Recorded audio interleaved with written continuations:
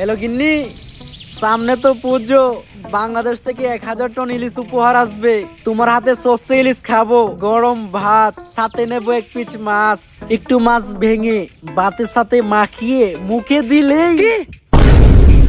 এবেলা দাদা, বাংলাদেশ থেকে একটা সেটা ভাঙ্গা খবর এসেছে দাদা। দিনে তো গরম ভাতে পানিটা ঢেলে সবে মাত্র গরম ভাতের সাথে সর্ষে ইলিশটা মাখিয়ে মুখে দেবো। আরে দাদা, ইলিশ থাকলে তো সস্তা ইলিশ খাবেন। এবার তো বাংলাদেশ থেকে আর পদ্মার রূপালী ইলিশ উপহার আসবে না। সে কি? তাহলে আমরা পদ্মার ইলিশ খাবো কিভাবে? এর প্রতিশোধ আমাদের নিতেই হবে দাদা। বাংলাদেশে এমন কিছু রপ্তানি বন্ধ করতে হবে যেটা ছাড়া বাংলাদেশ আর বাংলাদেশ থাকবে না। সেটা কি? রাজুদার পকেট পরোটা আর তরকারি। চলুন দাদারা, আপনাদেরকে একটা খবর দেই।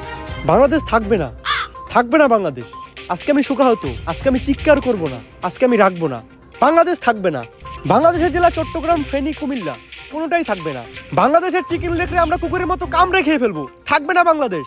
এই যে রাজুদার তরকারি পরোটা দিলাম না রপ্তানি বন্ধ করে, বাংলাদেশের মানুষ এখন হাঁকবে কি করে?